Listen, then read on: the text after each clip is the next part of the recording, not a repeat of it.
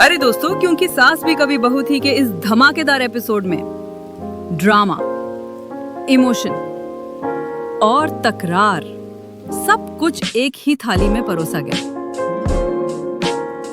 सबसे पहले सीन शुरू होता है रात के सन्नाटे में, जहां घर के लोग परेशान हैं क्योंकि घर से गहने गायब हो गए हैं। अब भाई गहनों का मामला है तो शक भी वहीं जाएगा हमारी प्यारी परी पर। सास जी और बाकी घर वाले बार बार परी से सवाल करते हैं, अरे बेटा तूने तो नहीं लिया। बेचारी परी बार बार कहती है कि उसने कुछ नहीं किया, लेकिन आरोप कम होने का नाम ही नहीं ले रहे।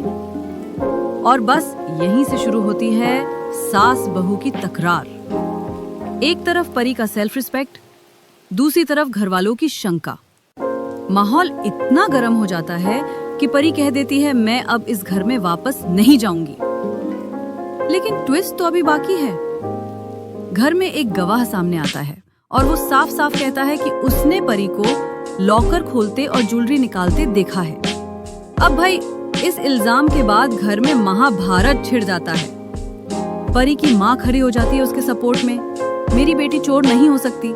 यहाँ तक कि पापा भी बोल पड़ते हैं कि परी पर ऐसा इल्जाम लगाना बहुत गलत है। घर के लोग आपस में भिड़ जाते हैं, कोई सच मान रहा है, कोई झूठ, और इसी बहस में रिश्तों की बुनियाद तक हिल जाती है।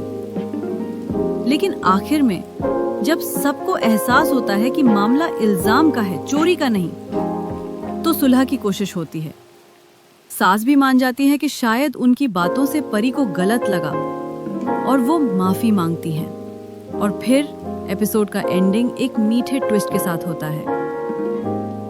परी कहती है कि वो वापस घर जाएगी, लेकिन इस बार सिर झुकाकर नहीं, बल्कि इज्जत और अपनापन लेकर। तो दोस्तों, ये था आज का धमाकेदार एपिसोड, जहां गहनों से ज्यादा रिश्तों की कीमत सामने आई। क्या आगे सच में चोरी का राज खुलेगा या फिर ये सब गलतफहमी थी? पता चलेगा अगले एपिसोड में। तो जुड़े रहिए चैनल के साथ, और हाँ, लाइक, शेयर और सब्सक्राइब करना मत भूलना।